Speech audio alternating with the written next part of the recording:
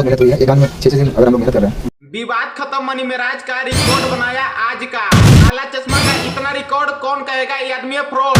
भोजपुरी में दिया नया पहचान, गाना लाते मचाते हैं तूफान। कहाँ गए पवन, कहाँ गए खेसारी, मनी मिराज है सर, अकेला है भारी। सपोर्ट करना मनी मिराज से सीखो, वरना लाइव में आकर मत फेंको।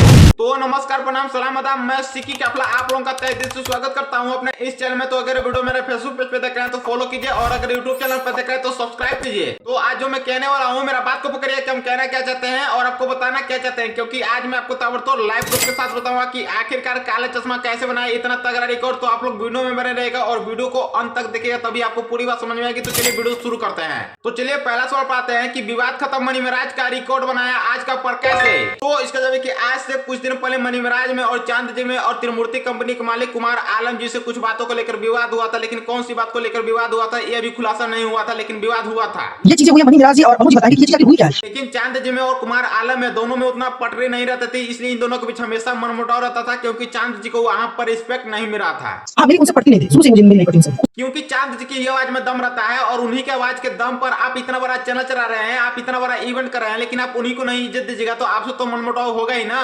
जहाँ मेरा आत्मसम्मान नहीं मिलेगा वहाँ पर मैं काम नहीं करूंगा। आपके पास ऐसे को रहेगा, आप पैसा 1000 दीजिए, लेकिन आदमी पैसा का भूखा नहीं, इज्जत का भूखा है। इज्जत दीजिएगा तभी आपके पास रहेगा, इज्जत नहीं दीजिएगा तो छोड़ के तो जाएगा ही ना।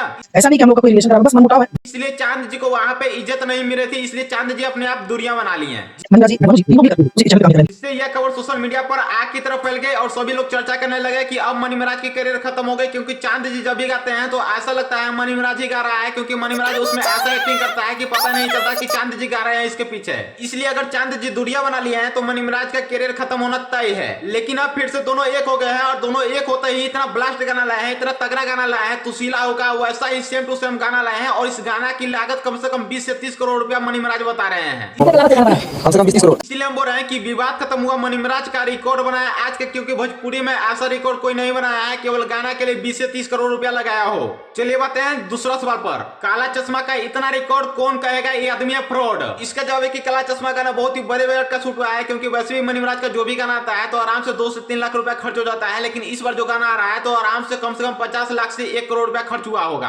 अब बताइए केवल गाना में इतना खर्च कर रहे हैं तो गाना कितना बवाल होगा, क्योंकि अन्य कलाकार का देखेगा, चाहे पवन सिंह हो जाए चाहे खेसारी हो जाए, क्योंकि उन लोग का अगर गाना देखेगा तो एक ही दिन में 4 से 5 गाना शूट कर लेते हैं और दूसरा नहीं तो तीसरा दिन रिलीज कर देते हैं। लेकिन मनी मिराज का एक ही गाना शूट करने में कम से कम 5 से 6 दिन समय लगता है। और बहुत मेहनत हुई है, एक गाने में 6 दिन अगर हम लोग मेहनत कर रहे हैं। पूरे यूपी बिहार में गाना के इवेंट सबसे ज्यादा मनी मिराज का ही होता है, और इनका जब भी गाना आता है तो 5 से 6 मिलियन व्यूज आम बात है आना, क्योंकि उस टाइप का मेहनत करते हैं, उस टाइप का एक्टिंग करते हैं। और इस गाना में मेहनत कम से कम मुंबई में जाकर के, दिल्ली में जाकर के और गाय के गौशाला में जाकर के शूट किए हैं, क्योंकि इसमें देखिए तो एक तरफ देसी तरह के लगेंगे और एक तरफ शहरी टाइप के लगेंगे, ऐसा लुक दिया है।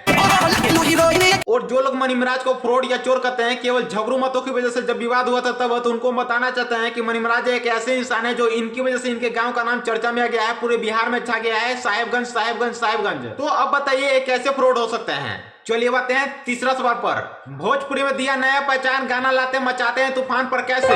इसका जवाब है कि मनी मिराज एक ऐसी इंसान है जो बिना किसी सपोर्ट के इतना आगे बढ़ रहे हैं और आज इनकी दीवानगी पूरी यूपी बिहार में है। भले इनकी कॉमेडी वीडियो गाली गलौज वाला रहता है, लेकिन अगर गाना या फिल्म की बात किया जाए तो गाना या फिल्म बिल्कुल साफ सुथरे होते हैं, जो बिना किसी अश्लील के रहते हैं। जहां एक तरफ देखा कि इतना बड़ा बड़ा स्टार होकर के भी अश्लील गाना गाना नहीं बोलते हैं, विवाद करना नहीं बोलते हैं, लेकिन मनी मिराज एक ऐसी इंसान है जो बिना किसी विवाद के, बिना किसी अश्लील के, बिना किसी जातिवाद के इतना आगे बढ़ रहे हैं कि आज इनकी चर्चा चारों तरफ होती है। क्योंकि आप लोग भी देखिए आजकल के जो नए नए कलाकार आ रहे हैं वो बिना किसी अश्लील गाना गाए हुए नहीं रहते हैं, कोई भौजी पर, कोई चोली पर, कोई साया पर, मतलब इसी प्रकार का गाना रहता है और कुछ भी नहीं। लेकिन मनी मिराज का गाना न एक ठोप अश्लील न एक ठोप जातिवाद रहता है जिससे कोई विवाद कर सके। इसलिए इनका गाना न पवन चुराता है न खेसारी चुराता है, क्योंकि वो लोग आते हैं अश्लील गाना, लेकिन इनका गाना अश्लील रहता नहीं है तो चोरी हो जाएगा कैसे। और छोड़िए पवन खेसारी से, ऐसा गाने में मेहनत होगा नहीं तो क्यों चोरी करेगा। क्योंकि चोरी होता है वायरल चीज पर, लेकिन मनी मिराज जिस चीज पर हाथ रख लेते हैं वो खुद ही वायरल हो जाता है और तूफान मचाने में कोई कसर नहीं छोड़ता है। एग्जांपल में देख लीजिए धन्नू को मीट भात खाने के लिए अपनी वीडियो में बोला, लेकिन वो खुद ही वायरल हो गया।